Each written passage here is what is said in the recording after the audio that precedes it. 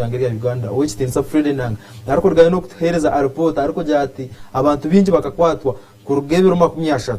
kusebero 2 bya January abantu bakakwatwa binji munonga abawe bari actually abinji bakakwatwa 31 abinji 31 na kibanza ebirebyo 2 nibo bakwatwa binji akugira ngo bakahenda amateka 31 bafitaho umwaka bahenda amateka na kibanza bakujaguza umwaka gwenyene that evening ya kibanza nabo bahenda amateka kandi katwanze tureba bigambo bya actually Fred Enanga then tugaruke kandi no kutematema no kureba point nahabwe cyo bakwasira abantu aba kandi bakakwata abantu bangahe katwanze tubirebe tuyisiyemu then tugaruke no kuganiraho buzuma Banyuma yo kuraba ombero bukuru ebyo mwaka ogwo gwire hamwe no gwo gutandikire harumu ekiro kikure cya Christmas ekino kiro kikuru ecyanohire ekyo kuzaguza amazarwa ga mukama witu Yesu Kristo hamwe n'ekiro kikuru ekyo kutandika omwaka omusya ekya kibanza ekibiroho rwo kubanzoru ariwe mugambirizi wa polisi omucheka ekya Kampala Patrick Onyango yargeno kuhamiza abanya-Uganda hamwe n'abantu bona bari mu Uganda obali muna nabo abatayire mu Uganda eji bari kugira ngo ebyo kwerinda omuyahangeri ya Uganda koraba ombero bukure byona bibiri ebyo businje. End of year and New Year celebrations were peaceful and joyful across the country, and we wish to inform all Ugandans and visitors in the country that the end of year and New Year celebrations, which were spread out in more than 5,200. Also, as the joint security agencies, we continue to wish the public an incredible and fulfilling year. May all your New Year resolutions come true, especially those that are within your means. Kandi ubwo Uganda eriko yayisaza summit hamwe n'enchiko zitari zimwe na zimwe zirimo nkorikiko rwa G77 hamwe n'izindi nchiko z'abachina ziri kwiza kushitama ahari Speak Resort Munyonyo abyo kwerinda bargeno kamiza mu Uganda ngabyo kwerinda nibyiza kuba biruguruguru kandi batandikire kugabagabana emyanya okugira ngo bakateka ibyo kwerinda bya Uganda umusinje kandi Uganda egumeza the joint security forces were particularly vigilant due to the existing threat environment, but were also able to effectively monitor our patrols on foot, motorcycles, the vehicular patrols, and the integrated patrols from the National Command Center here at Naguru, which yielded very good results. And you are all aware that we have a number of international events this January. So as for the joint security agencies, there is no rest. We have the parliamentary conference. Some of the invitees have started arriving. And we also have the oncoming summits of the non-aligned movement and the G77 plus China summits, scheduled to take place from the 15th to 23rd January at the Commonwealth and Speak Resort Munyonyo. So our interagency preparations, plannings, evaluation and coordination efforts are ongoing. Awaiza kwerebera ikureryo no hurango buzuma Fred Enanga kargaya highlightinga imyanya yibarje bakakwatara mu abantu kandi abantu bakuhika enkumina rukaga anana mwenda no barje bakakwatwa teka enkumina kukwatwa just in 3 days kurgasha tona chumwe actually 31 na kibanza ombere bishatu kukwatara mu abantu enkumina norangu n'ekintu cy'amana ubuzima kandi n'ekintu cy'ukubanje murangana kugira ngo abantu bahende mishango munonga ombwire bwo kushemerwa uvuye n'ekintu kibi munonga because waza kushanga ngo ebiro bishatu bakwataramo abantu kumina what if bakaba nka festive season ejo kabaneja ko prolonging mpaka ebiro kabitano njiri mansango almost okano kushanga nk'icyaro kikuba cyo abantu tena cyaro nkigumbura egombora yono shangeri yo mu kihome none rango buzuma abanyaganda twine kwegendesezo mu mantu kore mishango ombwire nkobwe kandi bakwereka ngo ebizwe byingi bikakorwa ahabiro oba bembajaguza omyanya je yo kushemererwamo like nk'ebara ebiki yo kushabiramo imyanya n'emyanya mike munonga hibakwatira abantu konka bingi mabara omhando muzaloje nkankanka norangwa emishango myingi ne yasingiro yo korwa so no kugaka kongera kuhabura abantu no kugira ngo eberebyo ningashi wori yo kushemererwa mpora otakayejuwe mbera omukhenda mateka akuba no basa kuba no henda mateko kujoti abibyo kwerinda tubari hihi ninga shibara hariranye kunga tokamanya omuri abo benyene ayimo kuba muri no shanga ha mu muntu obyo kwerinda because hata wiro bakiga kuba bari so private okashanga abajwire ibintu byite byabutosha tajwire byamahebyo kureba ngo oje turi umusirga yije apana janga jwe byaburijo njye nyuma ngo wagumano no zambara mutweto kuzambara ito muri nyakoro rushike waguma no zambara no shanga bakwasere kandi ureba abakwata ni benyina bo ine so no kwiharo kwenda amateka umuntu akunkezo kugira ngo bundi mukabasa kwekuma kandi nimwe muguma mwino businje mushaguza mushemerwa kunka mwino businje kandi mutari mukomye aho kwaiza futani ko mwaka uri umuchome yiji masango mwaka wakutana kubi nomanyito mbanyakore ntijangu umwaka gwa kushango byamere ngo no guhezo byamere umwaka gwa kushanga simanyi wori mukushabangu no guheza no shaba umwaka gwa kushanga ngo uri umusinzi ngo no guheza no sinda so abinje babirivinjiramo so waiza kushanganiwe kandi umwaka gwatanda ko uri umuchome nchichi manyisanga ubuzuma nugwija kwa kandi nkakuba kubamba gamba ngo ibizubu rufutunga ibizubu byamani ningashi yo buremeze butari mwe na bimwe magaragaho ningashi umwaka wo gona twaheza kurwokwe twagumizamo eje sabite nyine futandikana ebiro bishatu kuseri izoba ebiro bishatu rukaryo rwakashatu ebiro bina ebiro bitano ndaneri izoba ebiro mukaga Uganda etwireta yayise orterane rwaba speakers timanyo kunda chukushobore kugira ngo shicenge konka ba speakers abafugiruho amahanga ningashaba ari mu Commonwealth mbona babe bari mu ihanga rya Uganda and indeed no mugisha gwamana munonga kureba ngo Uganda RJ yatayisa conference keje ako kwane kintu cyamane waza kushanga mwata yayisa conference keje nchichi manyisa ngo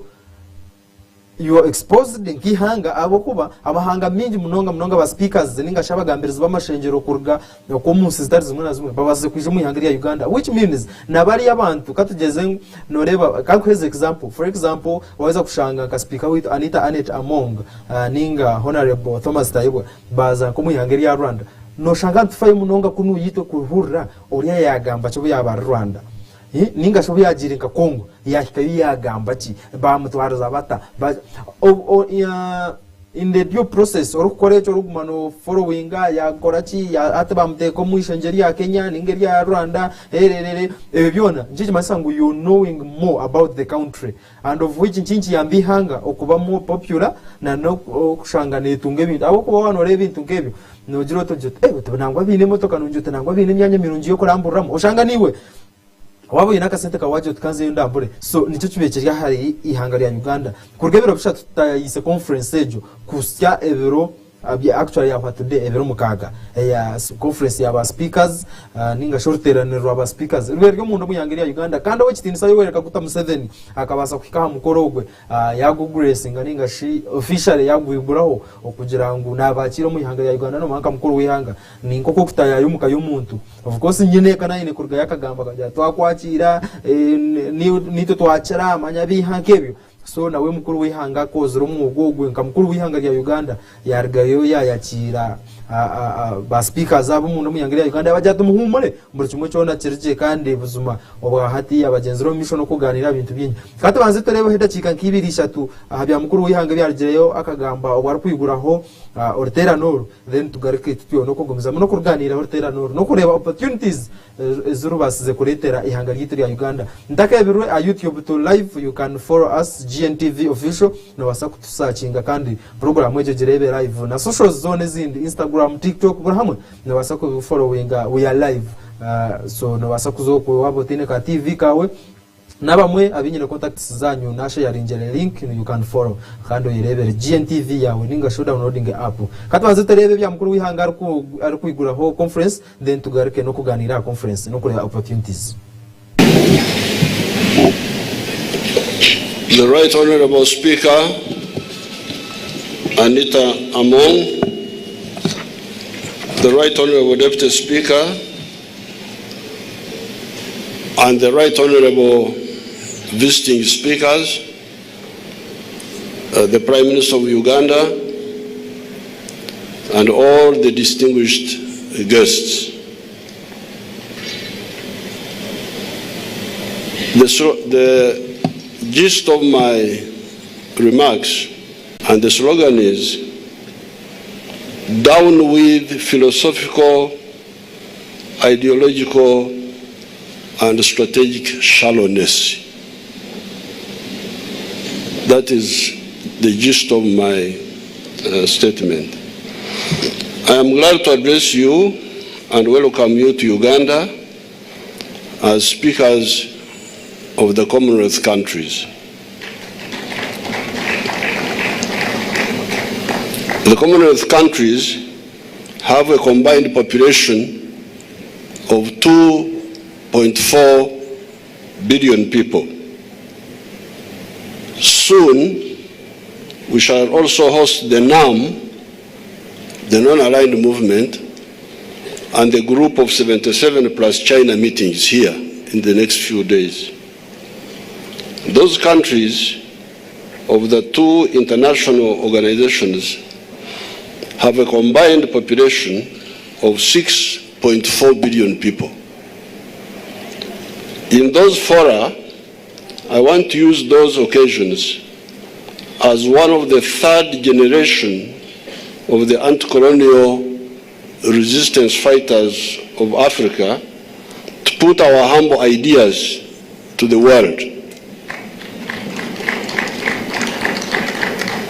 The gist of our ideas could be summed up in the slogan, down with philosophical, ideological, and strategic shallowness, in quotes. The human race has been here for the last 4.5 million years, beginning as Homo sapiens sapiens. These were primates that had a superior brain, a hand that could hold tools and do work, and bipedalism that, unlike the reptiles whose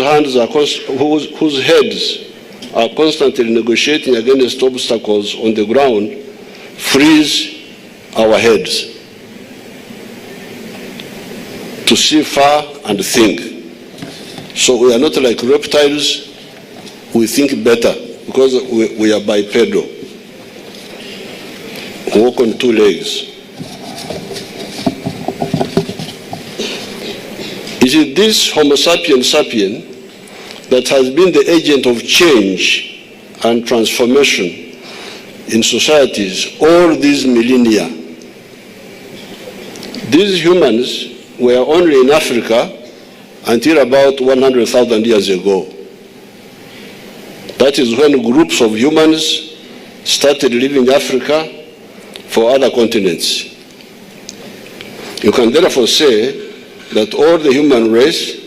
are either Africans, like we the Ugandans, or are former Africans, like those in Americas,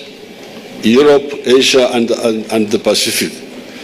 So all of you are either Africans or former Africans. And I welcome you, all of you. Initially, and up to today, man faced oppression from nature. That was the original problem of man, oppression from nature, by the floods, by the drought, diseases, etc. The humans, unlike the other animals, however, did not these other animals also face the same. The elephants, the what, they all suffer from the adverse phenomena of nature. The humans, unlike the other animals, however, did not face this problem of oppression of man by nature passively. This is the difference between man and the other animals. Man, using his ability to use his superior brain to think and his hands to work, strived to find solutions to the challenges thrown to him by nature. He started making tools to help him do work, the stone tools, the iron tools, until today, when he has got tractors, bulldozers, etc. These are all tools made by man to help him solve the problems he was facing. 1.5 million years ago, he invented fire, which enabled the human race to descend from the trees and become cave dwellers. The caves were more comfortable than the trees. They were warmer, rain-free, and safer. It is therefore this change in science and technology that is all. Nebyo nebigambo bya mukuru w'ihanga rya Uganda w'ekitensa yoreka guta Museveni arikwakira ba speakers zaba arikugira ati muhumure buzima muhikikane Uganda himwija ni hanga ronje kandi buzima ntubakira kandi arigere actually no highlighting arikugira ngo hino gundo mukoro actually go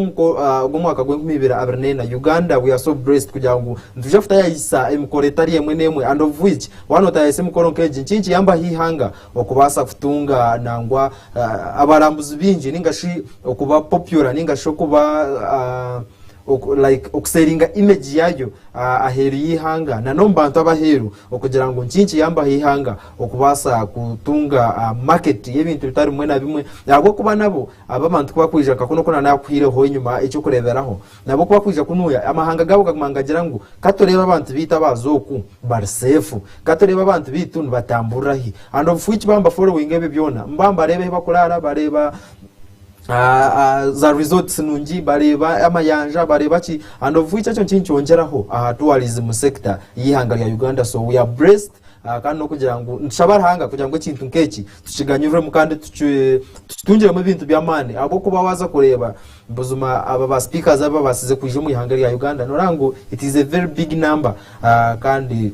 abase kongeraho nangwa no kutungura ihanga ya Uganda okutunga mu bintu bitari mwe na bimwe nangwa no kutunga maybe ubuyambiye kurwo munsi zaheru akugira ngo mba kwambara abantu twataganisa kurungi n'abantu kaba tukiriya hikuru ryo muri ya conference abanyishengero na nabebembezi batari mu ihanga barje no kugamba hakintu ekiba kugira ngo ngo kutatoronto kugira ngo it is an advantage for Uganda okugira ngo ekintu ekyabasa kwijo mu ihanga kandi bakiganyuramo nabebembezi batarabwe n'abamwe tubazeganira abe harumu MP wa Rwampara na Honorable Amos Akankunda nawe tuyentuganire no yajatetse kintu n'icurungi baza kureba Uganda nekwa neseringa image yayo mpango mu mahanga gaheru of which kandi icyo tukureba ngo n'ekintu kikire nabo kuriyo y'umunya Uganda uriyo kwa heru wargaho kazanka tugeze ngo warga nko mu district emwe nke ya Rwampara okaje tukanze ntungamo wahikayo abantu bakunu yakagumamba kufollowinga notera nibareba notamburira mu nsozi nogiro toko nogiro umudura kujatananye kanze ntungamo kureba insozo ezo and of which ntungamo bakwambaganyirwamo abo kuba waza kuzayo okazo muzazu zabo okazo mu market ningasho nkumbutari bwabo none ugure ibintu of which district ntungamo nene ganyurwamo mu mushoro abo kuba wana wagure ibintu so nabebembezi bagize ngo ekintu cyo nicurungi kandi ni hanga ni honde ganyurwamo nonga katwanze toreba bigambo byabebembezi edakike mo yonka tubasegaruka kandi by the way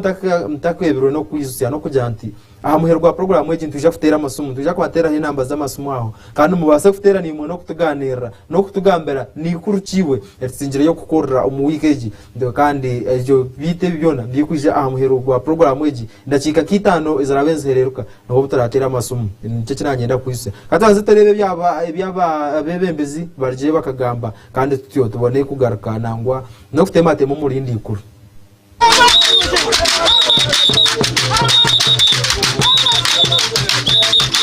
Oborteraniro aba speaker ortandikireho izoba ryijo omuyihanga ya Uganda ruhondo genderero kuhendera kandi rukuja kuhendera izo rya nyencha kare obwa hati ya hona twargaye no ganiraho abebembezi batari bamwe na bamwe abarumwe munyishengero kucikerera abantu ba Rwampara Honorable Amos Akankunda nangwa nabandi bebembezi hona bargaye no kugira ngo bwa hati ya ekizero mu Uganda no mugisha kwa man okubasa kuyamba yihanga ya Uganda ufutunguka nangwa no kutasya esente zamani ahabo kugira ngo batayayise ekintu cyango munonga Oruteraniro rw'abaspeaka hono rurugenderire okuretaho obusinge nangwa n'okuganira kandi hona aba baragayo n'okugira ngu Uganda nangwa n'abanyayuganda bona nibijaganyirwa mu kihango munonga kandi nikija kuyamba hihanga. Mukuru w'ihanga w'ekitinisa Yoweri Kaguta Museveni hona nawe abasize kuhika omwanya ogwo kandi atyo yabasa kurweguraho mu butongore kandi bwa hati enshonga nyamwingi zikiriho ziganirwaho nangwa n'okuhajanwaho okureba ngu obusinge bwija kizinga kya Africa. Of course ekisokeraho ddala ebendera yaffe ng'eggwanga eba egenze waggulu nnyo, omuzungu kyayita brand. Eggwanga okuliraba n'omanya nti weewaawo Uganda ye hostinze 27th conference y'abaspeaker kintu kikulu nnyo. It is a vote of confidence in the leadership of the country. Ng'obukulembeze bw'eggwanga olaba abantu bwe bakukyalira kitegeeza abakwesiga nnyo ng'eggwanga. Kati ekyo kitutadde ku maapu okutulaga nti naffe wewa waliwo enkuŋŋaana endala ezinaabeerawo era mu mwezi guno gwe tulimu, naye nga kino nakyo kibadde kikulu nnyo. Era bw'owulira message ebaddewo leero ng'eyogera ku history ebyafaayo byaffe ng'eggwanga we twayita, naye nga tugenda President ayogedde kunoonyamu ebirungi. Ekyokulabirawo ayogedde ku lulimi lwetwogera mu conference ng'eno ya Commonwealth, oluzungu olwaleeta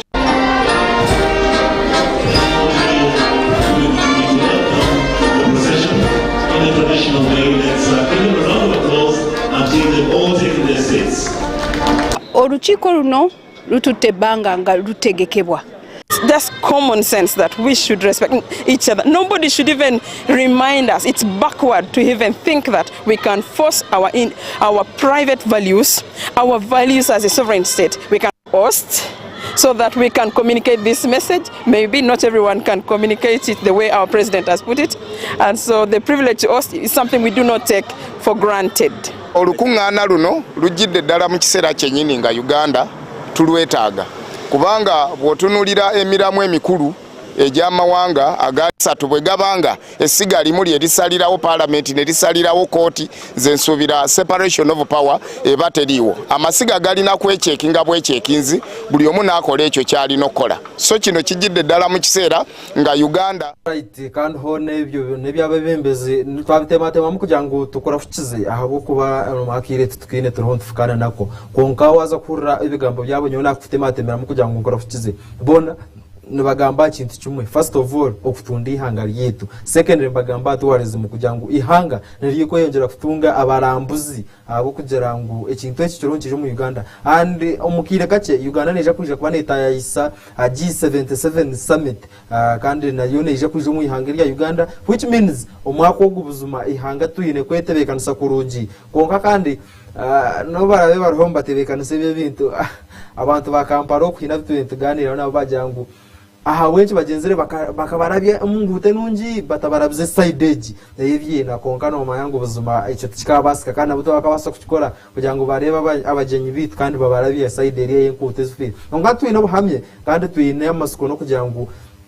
engineering brigade UPDF engineering brigade ya Hirumo Rumogwe neija gukora kurungi kandi yatanchiro actually no myanya tari yemwe nemwe eriho nejizaho oftereza potholes ziri muri Kampala kugira ngo G77 plus China summit aheraze kwizara omuyihanga buzuma ikintu kibe cyabire murara kandi neze nguteze umuriro n'umuhurira mu kugira ngo babase kubarabyaho nibije kuzubarabyaho abo kuba by then zikwazahwire kandi hati yabachirhomba zitereza nangwa no kuzukora no kureba ngo buzuma zabasagara ka mutindo kandi abanyayuganda naba barabe mbarga hero buzuma Kampala yarebuka kurungi nihange kishani cyaryo cyarebuka kurungi kandi obwe turuganyirwamo kandi katushabe ngo buzuma ntuje kutunga makasente karabasa kwemarira kugira ngo obundi 2024 ebase futambura kurungi hatina twasira mukono nangwa tiroho tutambure nk'abantu banyamuhanga ngako akagambo twatucara kakosa tucerwa to kutambura nk'abantu banyamuhanga n'umunage mukono so ni 20 shaba kugira ngo eje mukoro ariho nejo mu ihanga ya Uganda ebasa kutiyamba kandi oshanje nitwe ihanga twabasaganyirwa mu kandi nitwe twashimirwa buzuma twaiza kurga conference ejo yahenderera izoba twagerga hari hendije shonge twire neteganisa abanya Uganda actually kabateganisa no mwako gwe 2023 ikabateganisa abarwe bagamba byingi government tekumanya cye kwenda tekumabye kora buzuma abanya Uganda bimusi amaraka kandi shonge ejo buzuma na hati omwako gwe 2024 egarche yagarkam Minister wa government zibyanga umuntu mu yangiri ya Uganda uguno w'ikitindisa honorable Rafa Magezi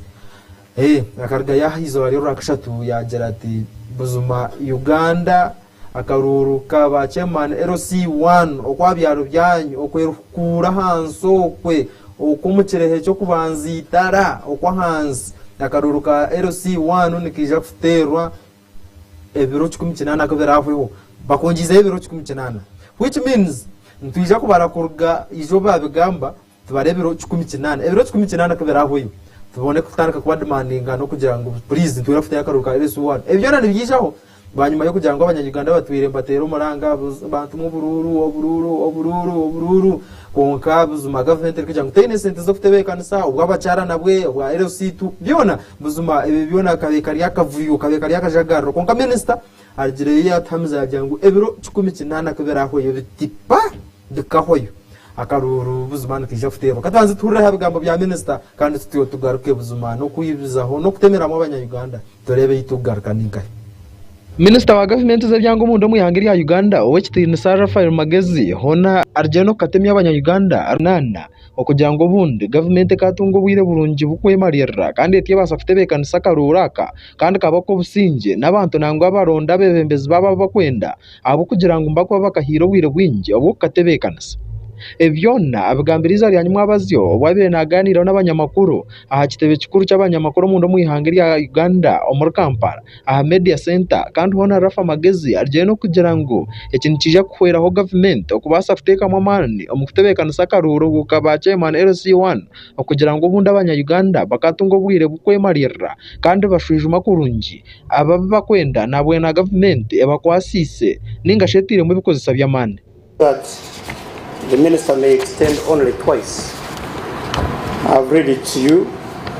The minister may, with the approval of cabinet, in a notice in the Gazette, renew, reinstate, validate the term of office of the administrative unit councils for a further period not exceeding 180 days at a time, which means at a time is not the same as twice. It simply means I cannot go beyond 180 days. We did it on the 10th of July, and the 180 days expire on the 5th of January. So, at a time means I have the mandate, the power in the law, once again, to do it if the circumstances prevail. The Minister of Finance, the Minister of Finance had indicated that I identified some money. Urumbi gambo buzima bya minister no horera ajangu bwongezibweyo for a time not exceeding 180 days, for exceeding, which means tuberarenge biro 18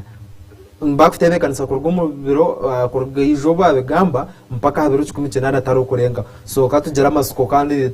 tushaba abanya-Uganda kugira ngo mubase gumisiriza ebiro 18 kaberagengu pa ebiro 18 actually waza kubara ukwezi kuko rumu ebiro 30 ukwezi kwa kabiri byabankaga cyendo ukwezi kwa kashatu amezi gakiriona amezi nkamukaga please so mubase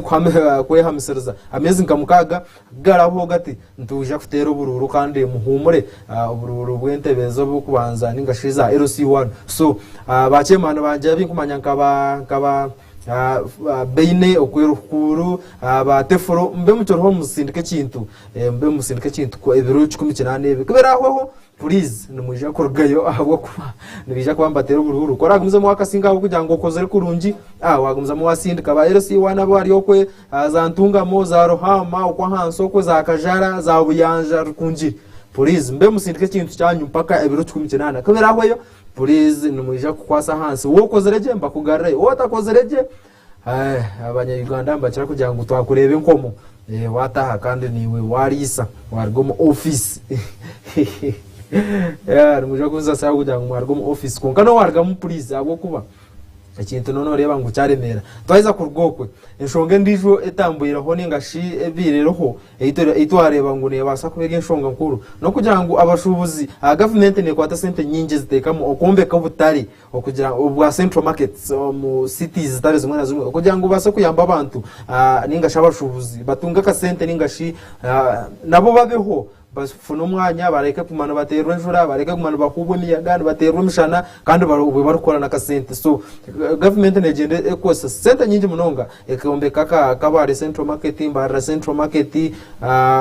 guru central market something like that. City zone harimo central markets onkabaza kureba Masaka naho bakabombekera onkaba Masaka bashubuzi tubakarumu abashubuzi harimo abashubuzi nka 50 eshonga binishonga nyamwinji munongeze rozo baretero kurwo mu katarako na eshonga emwe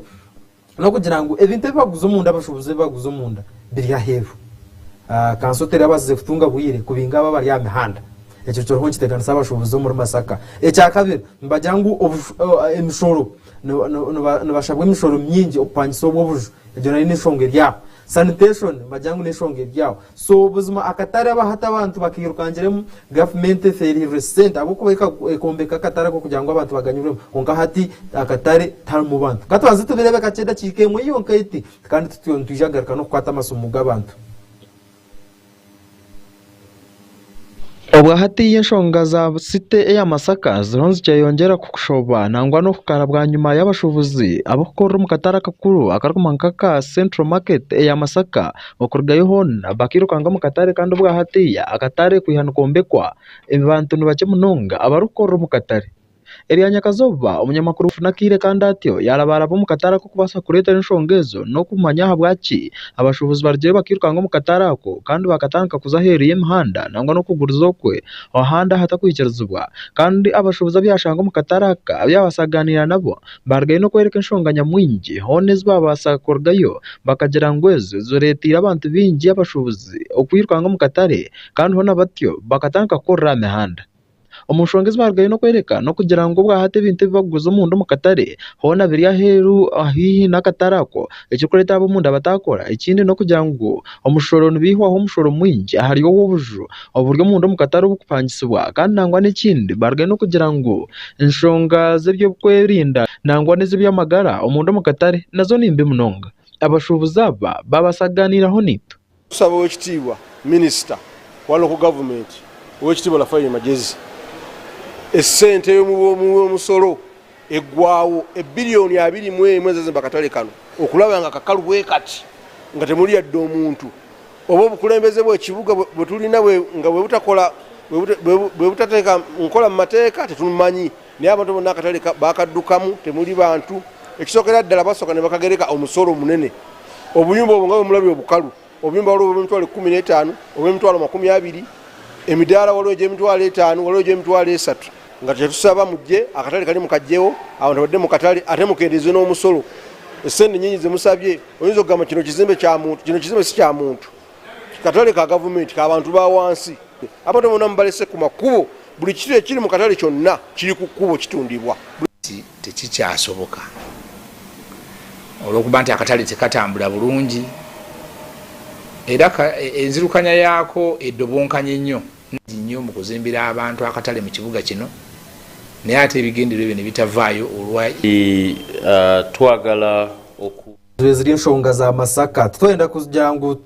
tuzitahe munonga habo kuba inshaha nangwa nakire katusiga kandi obatwarga kubatera hinamba za studio no wasa kututera kandi tutyo vasa kutugambira ni woko wanyu eji wiki yona heta mpere kurgiza wari ro kwanza tukurga omukujaguza kibanza ninga sho mwako go igutandikire no makuru ki agakurire amakuru actually yami agabega roho nago kugira ngo omuhereza pastor Bujingo akarga yaterwa amasasi onka twenda kuza munonga abo kuba bikira under investigations konka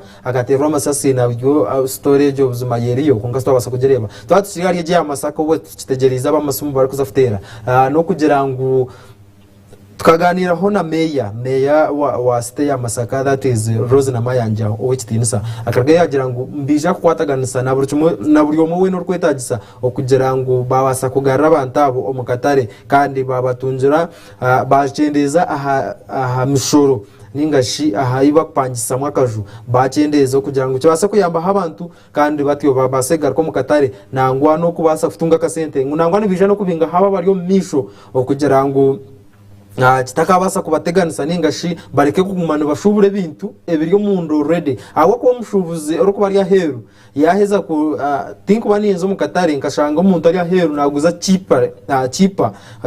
nari yo gumuntu ari yo munda kandi kagumiza mu Kataho munda kandi of which nanta jire munda jeje manisa nguna wo munda naje kuferwa sente zebuzuma ezabe nateka mu no kupangisa ningasho kugura ibintu none reba ngo nabo mbabashikire kugira ngo birukanga mu Katare bashora heru behare rent behare za mizi z'amashanyarazi kandi nabo baguriza imihanda bakuba batakwihohoka sente ningashi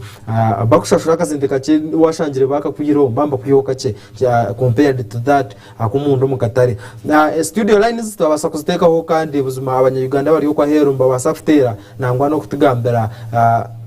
weekend ningashe sabiteje kwe basize kutambura nikuru ere basize kubakora kuyana bataho muri yagumako gwe meya abo kubo already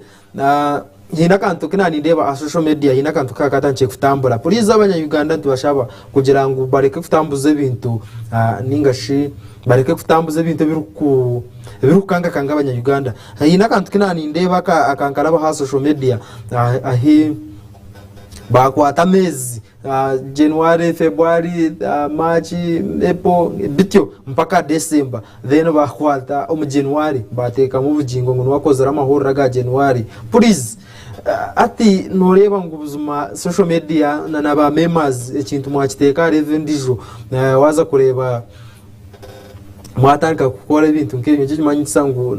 ibintu by'imwembije kuba fulfilled no muntu najati kanchi kore kugira ngo akabokusa ka February kijure so none reba ngo ubuzuma ikintu twakijubisa munonga ino warigere yakajumirira ba social media ariko jati tubakumanya bibakora kandi please tugira ngo mu mutako batina of which cyo kureba ngo n'ikintu kibi kandi buzuma nchahaze mutuma y'abanyayuganda tucyo tuganira mpora ano kureba ebisingireyo okubaho mu weekend etandikiro ho mwaka gwe abernena tukabantu rebaho tukatwinaho ihurire ryo munyishengero wa Rampara akarga yatayayera not munyishengero wa Rampara umunyishengero kikirira abantu bambare y'amatemba yes mbare y'amatemba ningashimbarra State North that is Honorable Robert Orkari bakargayo babugana bona bebembezi bambara State North babugana ho ahantu hamwe umwanya gumwe batankaganira resolutions ezibine kureta this year 2024 nebine kora basetinga missions zabo bare buzuma waza kushanga ngo mbara State North yashitamira hansi omuri these fewest days ezabaze kuraba umwaka babaze kushitama no kuganira no kureba okwa kubasa ibishane nibyebyo bashitamira baruganira no kuba kureba resolutions zibakubasa kurabyamu bakareba ngo 2024 yabasa kutambura kurungi bakaganira nshonga nyingi harimo nshonga zebyamize zenguto security burumwe kandi tuhamya ngo na City South Mbara City South nabo nibija kushitama kandi babase kuganira nabo kandi State South yabo nayo yabasa kutambureta.